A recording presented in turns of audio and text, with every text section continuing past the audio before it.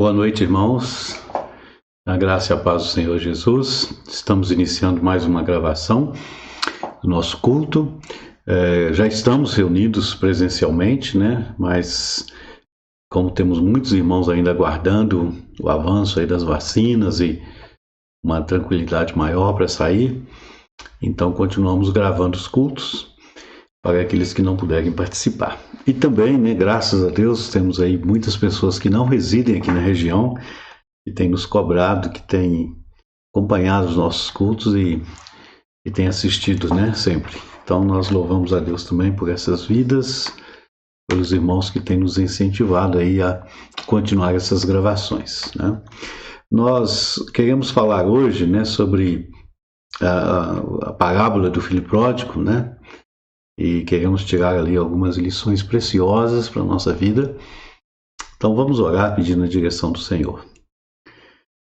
Pai amado, abençoa-nos, ó Pai, neste culto, nesse momento de meditação, de compartilhamento da Tua Palavra, que ela realmente fale ao nosso coração, traga edificação, traga direção, traga ensino, traga também, ó Pai, uma reflexão séria que possa trazer transformação para a nossa caminhada como Teus filhos, como Teus discípulos. Em nome de Jesus que oramos. Amém. Então, como eu falei, nós vamos falar sobre a parábola do filho pródigo. Na verdade, nós pregamos a primeira mensagem sobre a parábola do filho pródigo. Falamos do filho mais novo que saiu de casa e voltou. Essa, infelizmente, nós não gravamos. Possivelmente, né, se houver aí interesse dos irmãos, a gente grava para quem não assistiu. E hoje nós vamos falar sobre a volta também do filho mais velho. Então nós vamos ler em Lucas capítulo 15, os versículos de 11 a 24, e nós vamos falar sobre o filho mais velho hoje, tá? Vamos dar ênfase somente na parte final da parábola. Então diz assim o texto: Ora, o filho mais velho estivera no campo e quando voltava, ao aproximar-se da casa, ouviu a música e as danças. Chamou um dos criados e perguntou-lhe o que era aquilo. E ele informou: Veio teu irmão e teu pai mandou matar o novilho cevado porque o recuperou com saúde. Ele se indignou e não queria entrar. Saindo, porém, o pai procurava conciliá-lo. Mas ele respondeu ao seu pai: Há tantos anos que eu te sirvo sem jamais transgredir uma ordem tua, e nunca me deste um cabrito sequer para alegrar-me com os meus amigos. Vindo, porém, este teu filho, que desperdiçou os teus bens com meretrizes, tu mandaste matar para ele o novilho cevado. Então lhe respondeu o pai: Meu filho, tu sempre estás comigo, tudo que é meu é seu. Entretanto, era preciso que nos regozijássemos e nos alegrássemos, porque este teu irmão estava morto e reviveu, estava perdido e foi achado. Amém? Bom, como nós falamos na introdução, eu vou repetir aqui alguns pontos importantes, né? São 3 parábolas que estão no capítulo 15 de Lucas. 3 parábolas e só no capítulo 15 de Lucas que elas aparecem, mais nenhum outro livro. A parábola da ovelha perdida, a parábola da dracma perdida e a parábola do filho perdido, ou dos 2 filhos perdidos, né? Há um padrão nessas histórias. Alguém imagina possuir alguma coisa, perde e por fim volta a encontrar. O reencontro com o que estava perdido é comemorado com uma grande festa, né? E essas 3 parábolas ou 3 histórias são contadas por causa de uma crítica que vai aparecer nos versículos 1 e 2 de Lucas 15, quanto ao ministério de Jesus, né? No verso 2, os fariseus dizem: Este homem recebe pecadores e come com eles. Então, por causa dessa crítica ao ministério de Jesus, né, que apontam para ele e fala que ele estava recebendo pecadores e comendo com pecadores, Jesus conta essas 3 histórias. Então, nesse padrão dessas histórias, é interessante que na primeira história, né, o homem tinha 100 ovelhas, uma se perde, ele vai até achar, encontra, traz de volta. Uma mulher tinha 10 dracmas, perde uma, traz de volta. E o homem tinha 2 filhos, um sai de casa e depois volta. Então temos até uma progressão numérica aí, né? 1%, 10% e depois 50%. E nessas 3 parábolas, né, nós queremos falar especificamente da parábola do filho, né, dos filhos. Como a gente sempre tem falado, o título que aparece não pertence ao texto original. Esses títulos e os versículos foram colocados depois para facilitar a leitura. Então, quem colocou o título colocou a parábola do filho pródigo. Alguns dizem que pode ser a parábola dos dois filhos ou a história dos dois filhos perdidos, né? E, então, isso aí também fica a critério da sua interpretação e imaginação. Mas o filho pródigo resume a grande luta espiritual e as grandes escolhas que essa luta exige. Nas palavras de Barbara John Ranger, o drama interior da alma. Ou seja, todos nós somos filhos perdidos. Todos nós estávamos na casa do Pai, né? Lá no início, lá quando Deus criou o jardim, tínhamos comunhão com o Pai, saímos da casa do Pai, nos perdemos do mundo, né? E muitos ainda estão procurando esse caminho de volta, né? Tentando encontrar a casa do Pai. A parábola encerra o cerne da mensagem do Evangelho e chama aos que a ouvem para que façam suas próprias escolhas diante dela. O filho mais velho, aparentemente, não quer participar das boas-vindas do pai. Então, por isso que a parábola poderia ser chamada a parábola dos filhos perdidos. O que ficou em casa também se tornou um homem perdido. Externamente, ele fez todas as coisas que um bom filho deve fazer, mas no íntimo se afastou bastante do seu pai. Ele cumpriu o seu dever, trabalhou duro todos os dias e deu conta de suas obrigações, mas se tornou mais e mais infeliz e cativo, né? Preso ali naquela casa, apesar de ter tudo, se tornou também um prisioneiro de si mesmo. Então, por isso nós queremos falar sobre o filho mais velho, né? E alguns aspectos aqui que nos mostram que esse filho também estava perdido, né? E eu quero que você pense o seguinte: será que eu sou o filho mais velho? Quando Jesus conta essa história para aqueles judeus, eles questionavam Jesus por estar comendo com pecadores. Jesus fala: esses pecadores são perdidos, por isso eu como com eles, porque o Filho do Homem veio buscar e salvar o que estava perdido. Mas quando ele chega nessa história e fala do filho que saiu de casa e voltou, né, que foi a primeira mensagem, no final da história ele fala do filho que estava dentro de casa, mas também perdido. A questão é, será que aqueles judeus que cobravam isso de Jesus não seguiam também esse filho mais velho, perdido? Parece que realmente eles tiveram todas as chances de entender que eles também estavam ali nessa história. Então, o primeiro ponto que a gente chama a sua atenção o filho mais velho estava perdido em ressentimentos, né? E esse tema, eu sou o filho mais velho. Então pense nisso, será que eu sou o filho mais velho? Tente se colocar no lugar desse filho mais velho. Parece estranho dizer, mas no fundo pode-se perceber por parte do filho mais velho um certo sentimento ali de inveja em relação ao filho rebelde, ao seu irmão mais novo. Muitas vezes são os filhos mais velhos que querem corresponder às expectativas de seus pais e ser considerados obedientes e exemplares. Muitas vezes eles querem agradar, receiam desapontar seus pais, mas também experimentam bem cedo na vida uma certa inveja relativamente a seus irmãos e irmãs mais jovens, que parecem se preocupar menos em agradar, estão muito mais à vontade para viver a própria vida. Se você tem aí uma família maior de muitos irmãos, você deve saber muito bem o que eu estou falando, né? Porque o filho mais velho parece que não pesa sobre ele, né, uma responsabilidade maior, uma disciplina maior. Os pais com o primeiro filho têm muito mais tempo de cuidar, de corrigir, né? Você pode olhar aí, normalmente quem tem 3, 4 filhos, o primeiro filho eles têm foto de tudo, né? O terceiro filho, o quarto filho quase não tem foto, porque não tem mais tempo. Então a cobrança muitas vezes vai muito em cima do primeiro filho. Então muitas vezes esses filhos mais velhos alimentam uma estranha curiosidade pela vida rebelde que eles não ousam viver, mas que outros ao seu redor vivem.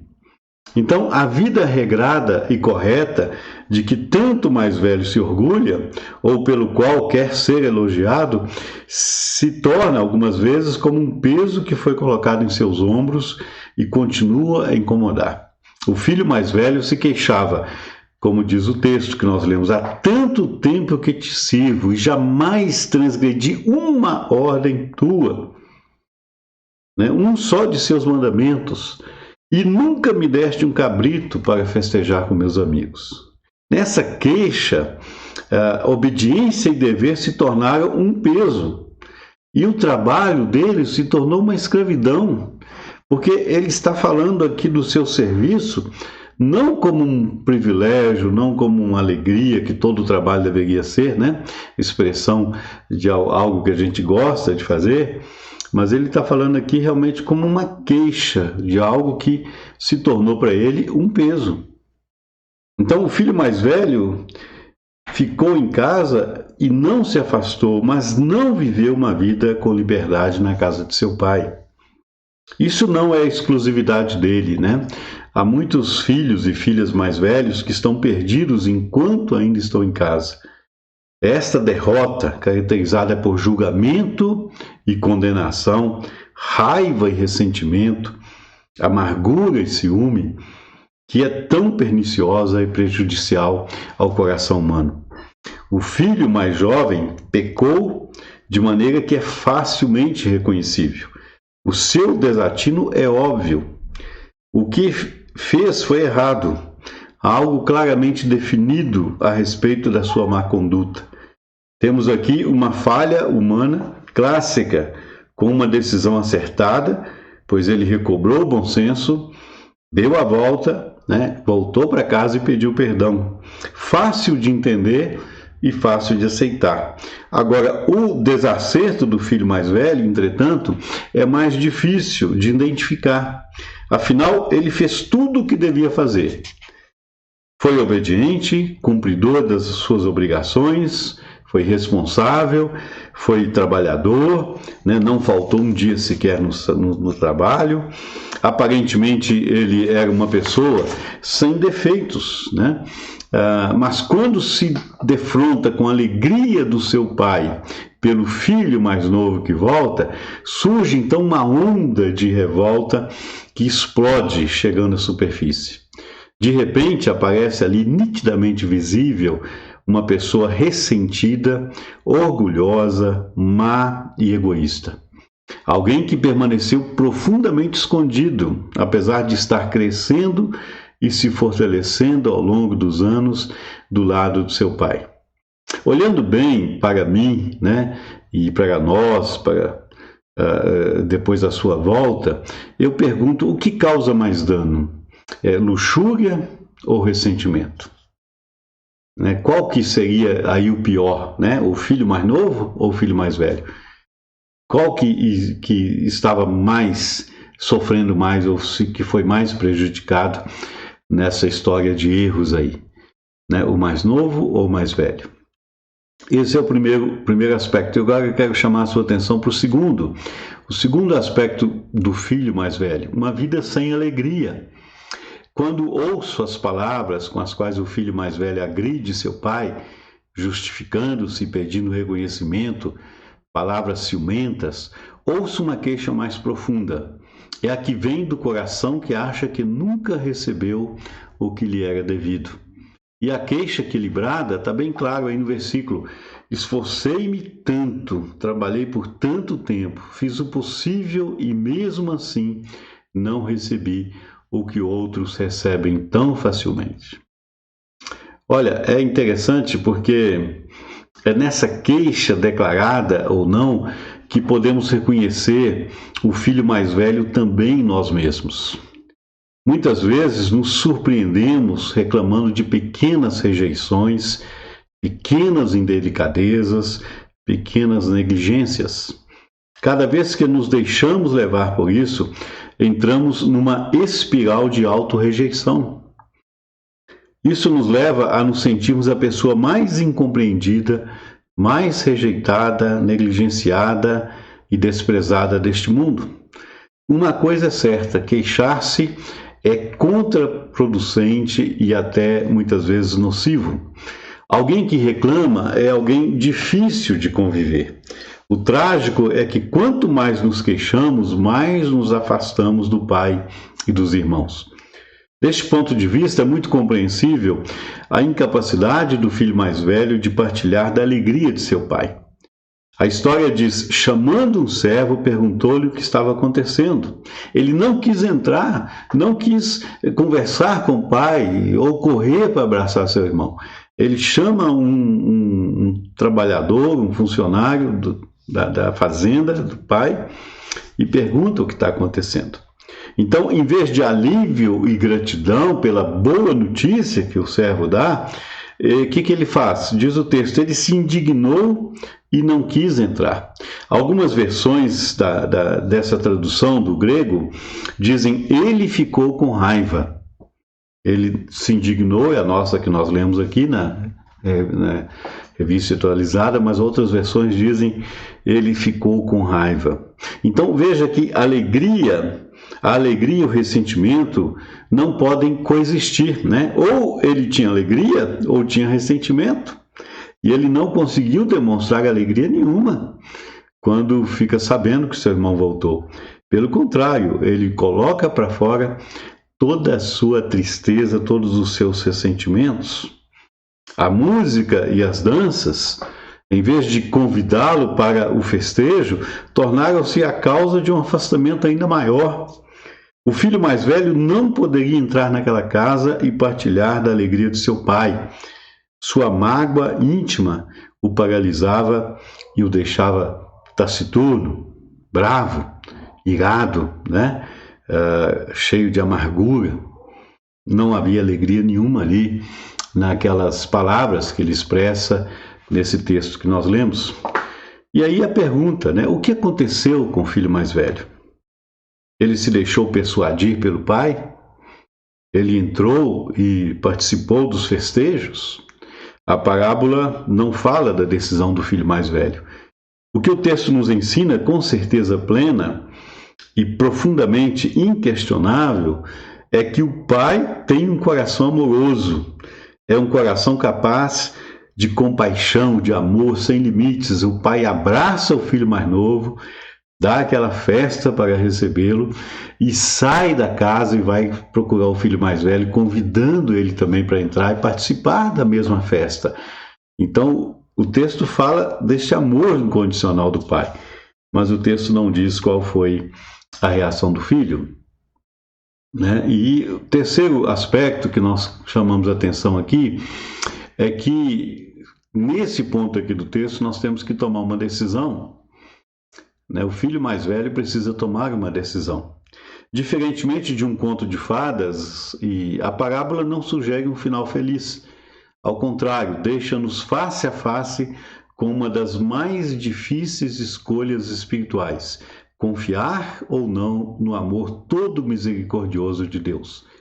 Sou eu somente que posso fazer essa escolha. O pai sai, chama o filho para entrar, mas o texto não diz qual foi a resposta, né?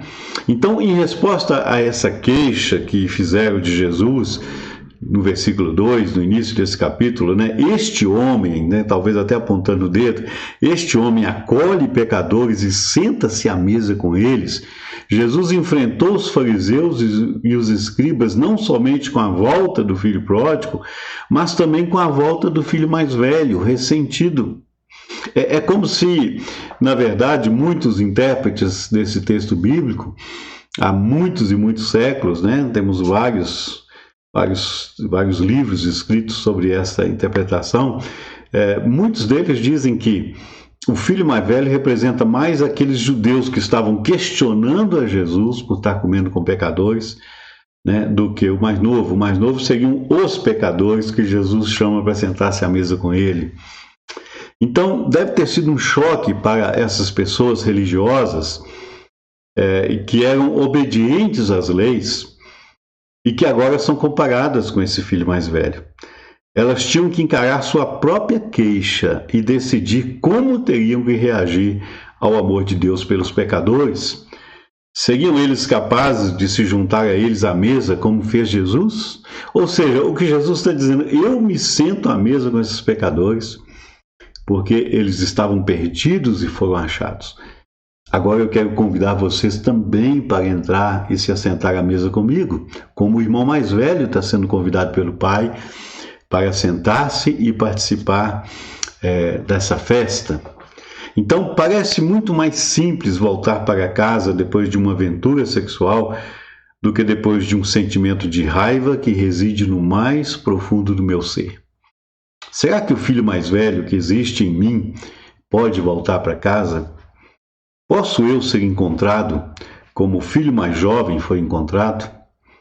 Como posso voltar quando estou perdido em ressentimentos, apanhado em cenas de ciúmes, prisioneiro da obediência e do dever que escraviza?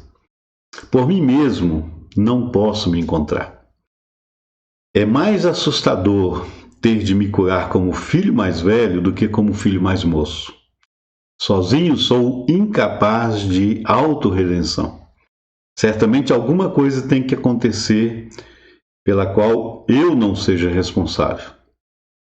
Só do alto pode vir a minha cura, de onde Deus se debruça.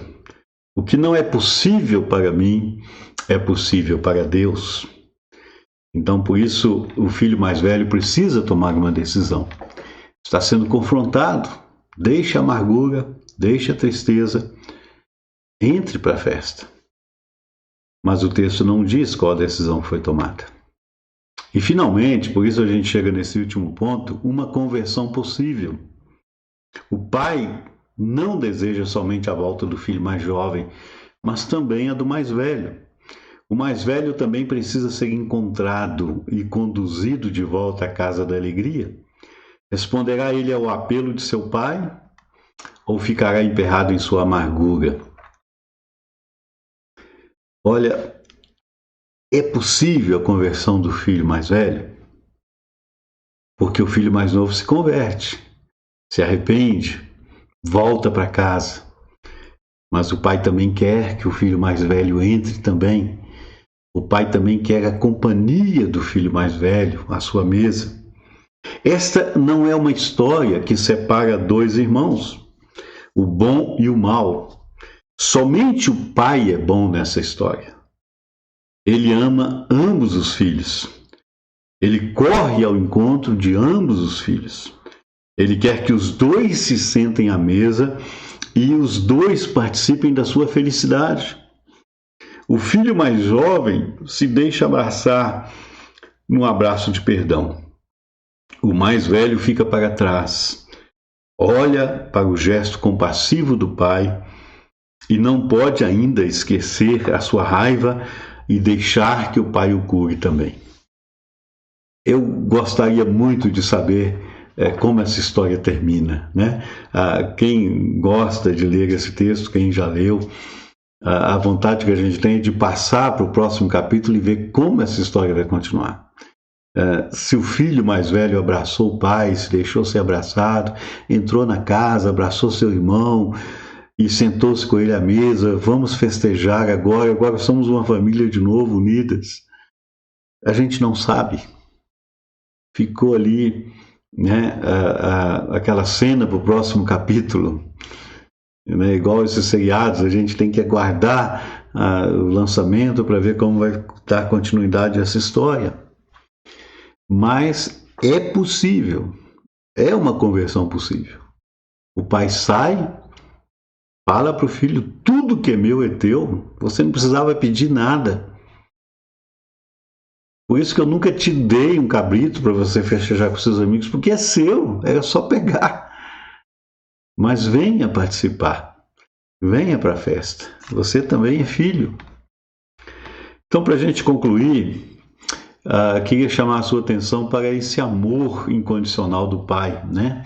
O amor do pai não se impõe aos seus queridos, embora ele deseje sanear todos os nossos cantos escuros, somos ainda livres para fazer nossa escolha, se queremos permanecer nas trevas ou penetrar na luz do amor de Deus. Ou seja, Olha só que figura muito forte, impressionante, né? Naquela época as casas eram iluminadas com lamparinas, né? Com azeite. A casa estava toda iluminada, cheia de festa. O filho vem do campo, já escuro, vê a casa toda iluminada, mais do que o normal, chama o servo, pergunta o que está acontecendo. O pai sai lá fora e chama o filho, entra para a festa. Agora o filho tem que decidir, eu fico aqui no escuro, com todos os meus ressentimentos, com toda a minha raiva, com toda a minha tristeza, ou eu entro para dentro dessa casa cheia de luz, de alegria, e deixo essa luz invadir o meu coração e transformar a minha vida. Então, uma escolha precisa ser feita, né? Uma decisão precisa ser tomada. Agora, uma coisa é certa, a gente não sabe qual foi a decisão do filho mais velho, mas a gente sabe que Deus está lá dentro. A luz de Deus está lá. O perdão de Deus está lá. O amor de Deus sem limites está lá dentro da casa. O que é claro é que Deus está sempre pronto a dar e a perdoar, não dependendo absolutamente de nossa resposta. O amor de Deus não depende de nosso arrependimento ou de nossas mudanças internas ou externas. Por quê? Porque o amor de Deus é incondicional. Aí você pode pensar, não, mas eu tenho que fazer alguma coisa para ser amado. Não, aí o amor de Deus não seria incondicional, seria condicional. Né? Eu faço alguma coisa para cumprir essa condição e aí eu sou amado. O amor dos homens é condicional. Você só ama quem te ama, você só ama quem faz isso para você, ou etc. Né? Como diz aquela música, só vou amar, só vou gostar de quem gosta de mim. Mas o amor de Deus não é assim. Quando a Bíblia diz e nós falamos que o amor de Deus é incondicional, o termo já diz, não exige nenhuma condição. O pai sai e diz para o filho, eu te amo, você é meu filho. Eu amo também o filho mais novo. Eu não vou amar só aquele que me obedece, eu amo a todos, porque o amor de Deus é incondicional. Não exige condição nenhuma, né, para te amar. Porque Deus é amor, ele não aprendeu a amar. Amor é um atributo de Deus, por isso o seu amor é incondicional. Agora é lógico que Deus te ama tanto, mas tanto, que Ele te ama do jeito que você está. Mas o amor dele é tão grande por você, tão grande, que Ele não quer que você continue onde você está. Por isso Ele te convida para entrar na casa, né? E aí a gente conclui com essa última palavra. Quer eu seja o filho mais jovem ou mais velho, o único desejo de Deus é o de me fazer voltar para casa. Voltar para casa, voltar para a origem, voltar para onde eu nunca devia ter saído, nos braços do Pai. Essa é a conclusão, né, que a gente pode tirar aqui desse grande amor incondicional de Deus. Agora, para a gente refletir e praticar, quero deixar então 3 perguntas para você, né? Primeiro, você se identifica com o filho mais velho ou se identificou com o filho mais velho? Então pense nisso. Você já se identificou com o filho mais novo ou com o filho mais velho? Com um dos dois, não tem como ficar em cima do muro. Segunda coisa, você entende o amor incondicional do Pai? Essa imagem que está aí é um quadro do Rembrandt, né? Um pintor holandês. Ele pintou esse quadro à volta do filho pródigo. E o pai abraçando o filho todo maltrapilho. E alguns dizem que essa figura atrás do pai, mais no fundo ali, seria o irmão mais velho, olhando assim meio desconfiado lá do fundo, né? Então, uma coisa que está clara nesse quadro é o amor incondicional do pai. E aí a nossa pergunta, você entende isso? Entende que o amor de Deus é incondicional? Muita gente fala, eu preciso parar de fazer isso para voltar para Deus, eu preciso parar com isso para voltar. Não, Deus não está esperando você mudar para você voltar. Deus quer que você volte para você mudar, do jeito que você está, né? Como um cântico antigo que a gente canta, que está lá no nosso inário, eu venho como estou, né? Jesus, Senhor, me chego a Ti, eu venho como estou. E a terceira pergunta e última para reflexão, você aceita o convite para entrar e participar do banquete na casa do Pai? Aí nós temos aí uma pintura, né, uma imagem do pai conversando com o filho mais velho, chamando ele para entrar. Então a pergunta é essa: você aceita o convite para entrar e participar do banquete na casa do pai? Vamos ouvir uma música que tem justamente a inspiração nessa parábola, uma música do grupo Logos.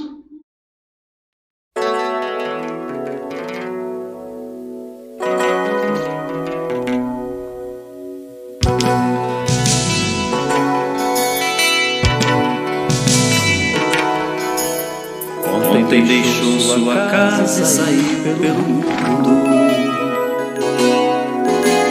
De coração lá no fundo eu não entendi. Tudo que fiz, o que ele quis, meus braços abertos ficaram e ainda estão assim. E vão continuar até um dia vê-lo regressar. Posso pensar que o mundo me tem preparado, sei que privações têm passado e tudo por quê? Falsos amigos por aí, conselhos vazios, mas mais cheios de palavras vãs. Que grande ilusão mentiram ao seu jovem coração. Mas nunca é tarde, não. Sai da escuridão, a luz de dia, nova manhã. A mesma casa tem portas abertas, pessoas certas, amigos e irmãos.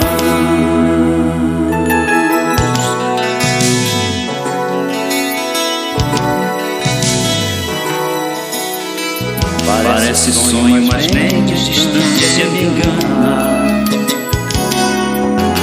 O coração de quem ama não pode esquecer. Seus passos fracos, tropeções, seus olhos que brilham e choram. Pai, eu sei que errei, mas vim para acertar. Permita-me de novo aqui ficar. Pai, só lamento que onde passei vivia muitos filhos sem terra e carentes de amor. Que o Senhor lhes dê a mão e lhes mostre de novo o caminho para renascer. Novo proceder na mais perfeita e bela comunhão. Nunca é tarde, não. Sai da escuridão, a luz de dia, nova manhã. A mesma casa tem portas abertas, pessoas certas, amigos e irmãos.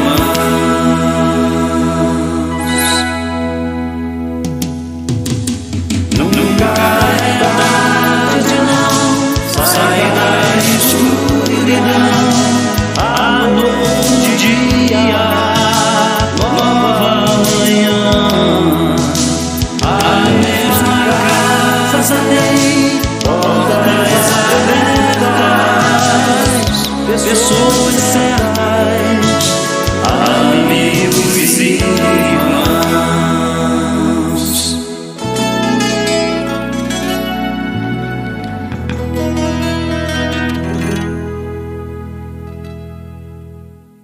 Amém. Muito bonita essa música, né? Uma inspiração nesse texto, da volta do filho pródigo. Mesma casa tem sempre portas abertas. É muito bom pensar que o nosso Deus está sempre de braços abertos, né? Para nos receber. Vamos orar e vamos encerrar com a bênção. Depois a bênção apostólica. Pai, derrama a Tua graça sobre as nossas vidas, ó Pai.